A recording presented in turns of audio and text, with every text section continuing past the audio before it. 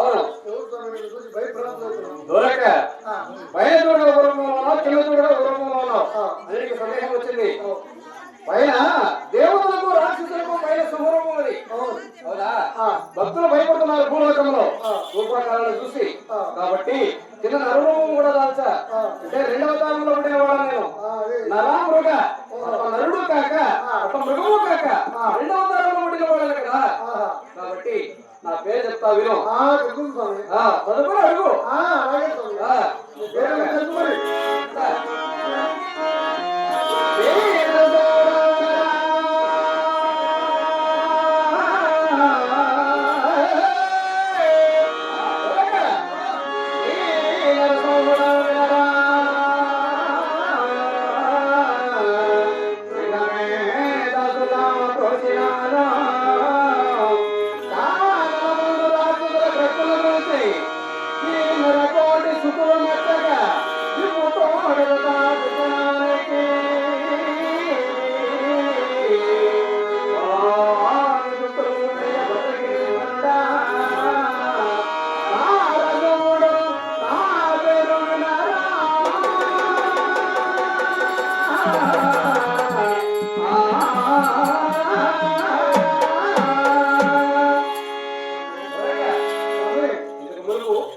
ఈ భూలోకంలో భక్తులందరూ కూడా నా పేరు ఏమని కొలిసేవాళ్ళు తెలిసిన?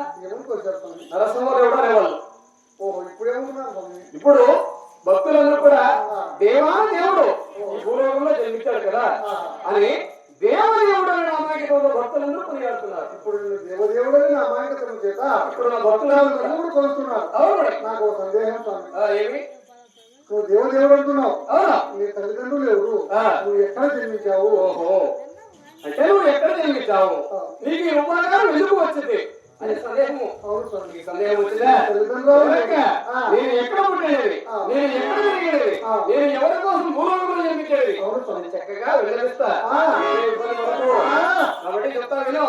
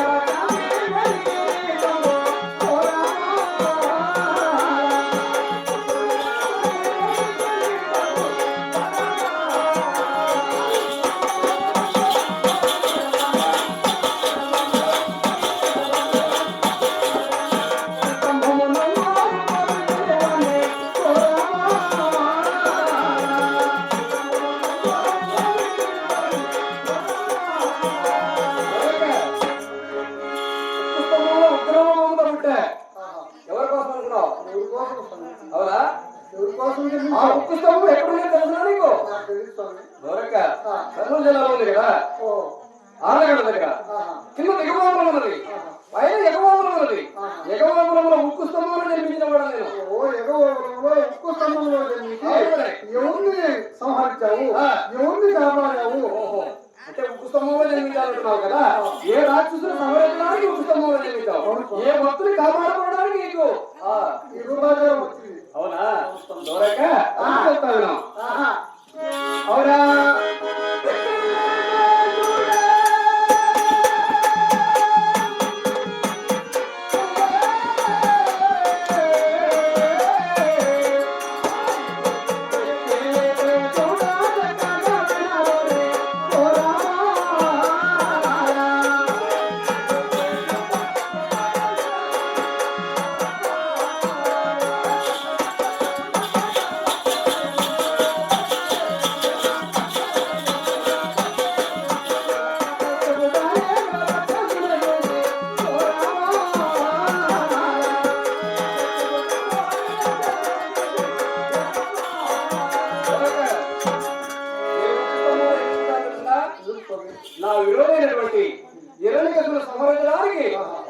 కుటుంబంలో జన్మించి నా విరోధమైనటువంటి ఏలికలను సంహరించా నా భక్తులైనటువంటి ప్రహ్లాదుని కాపాడుతున్నా. ఓహో, నీ భక్తుని కాపాడుకోవడానికి ఉక్కు సమూహంలో జన్మించి హిరణ్యాక్షులను సంహరించి నీ భక్తులైనటువంటి ప్రహ్లాదులను రక్షించినటువంటి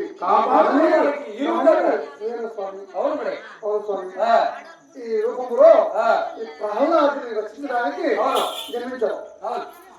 ఇంకా ముందు జన్మంలో జరగబోయే కాలంలో ఎక్కడ పుట్టావు, ఏమిటి సంహరించావు, జరిగే దినాల్లో ఎక్కడెక్కడ పుట్టినావు ఒకసారి సవిస్తారంగా తెలుసుకుంటాను.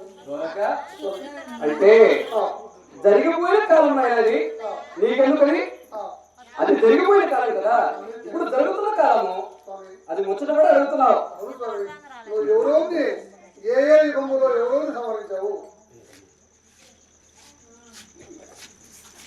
మహారాజుల శ్రీ గౌరవమైనటువంటి మా తల్లి గారైనటువంటి వెంకటమ్మ గారు కూడా ఆ స్వామి కళామానం చేత 100 రూపాయలు సమర్పించిన మహాతల్లి ఆ వెంకటమ్మ గారు వారికి వారి కుటుంబానికి కూడా ఆ కఠిన నరసింహస్వామి ఎలవెల అత్యాశములతో భోగభాగ్యములతో చల్లగా కాపాడాలని కూడా కోరుకుంటున్నామండి.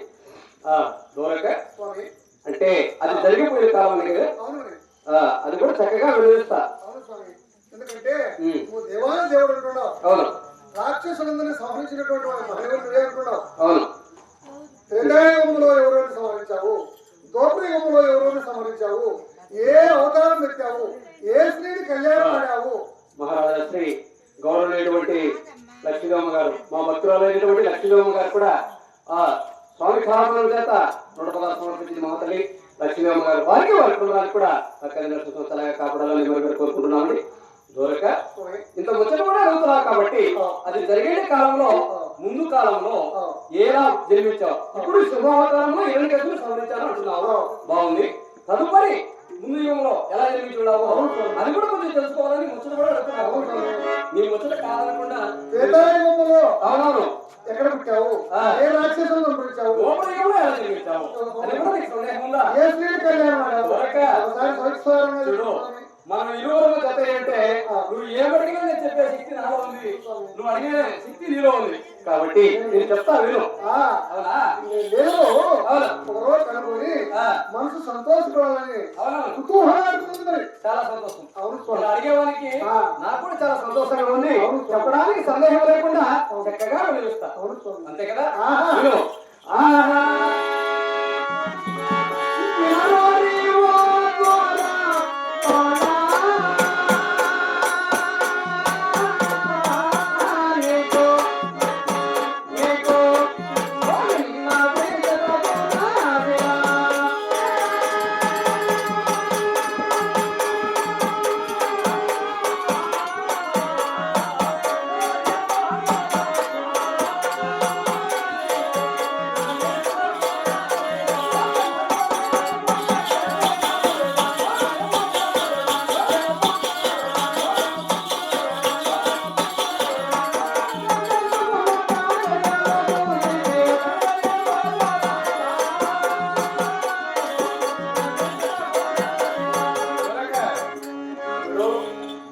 శుభావతారంలో మాత్రము చాలా చాలా చాలా సమయం తక్కువగా హిరణ్యకశిపుడు 1 నిమిషంలో సంహరించారు.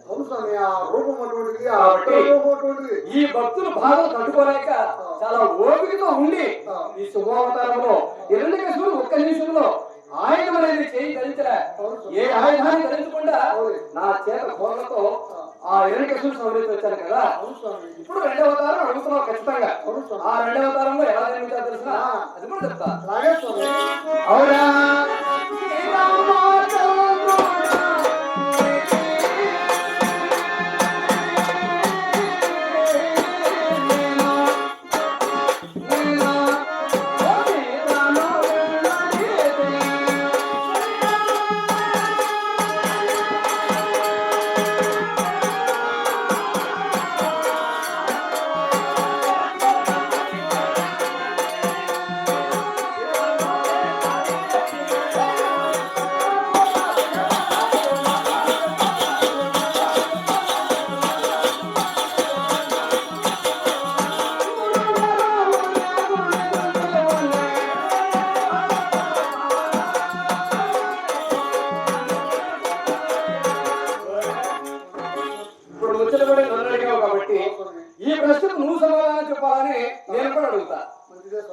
అలాగే చెప్పునైనా త్రేతాయుగంలో దశరథ మహారాజు గర్భాన శ్రీరామచంద్రుడై అవతరించి అవునవును, మహాలక్ష్మి అయినటువంటి సీతామాతను పెళ్లి ఆడి చాలా సంతోషము. ఒకే భాగము ఒకే మాట మీదుగా అవును, రాముడు కుంభకర్ణాలందరినీ కూడా అవలీలుగా జయించి అపహరించి అదే కిష్కిందాపురికి అవును రాజు పట్టాభిషేకం చేసి అవును ఆ 10 తలకాలైనటువంటి రావణాసురుని కూడా జయించి వాళ్ళ తమ్ముడికి విభీషణునికి కూడా పట్టాభిషేకం చేసి అవును. సీతామహాసాధ్యుని మళ్ళా కొడుకోనికి రామరాజ్యం అయినటువంటి మహిళను వీరస్వామి. అంటే కష్టాలు కొన్ని అవతారం అది.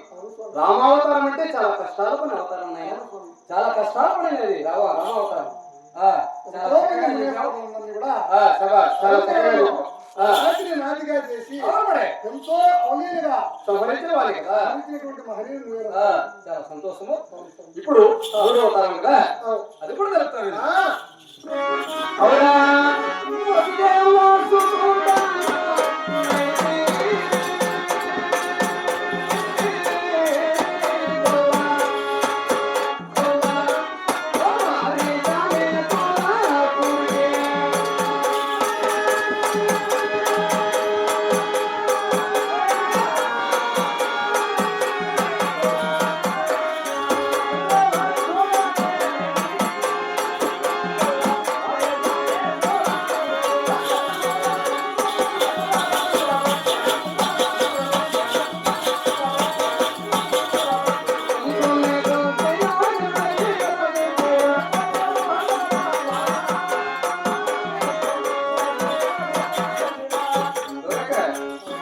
ఇప్పుడు ఎలా ప్రశ్నకు సమాధానం చెప్పావు.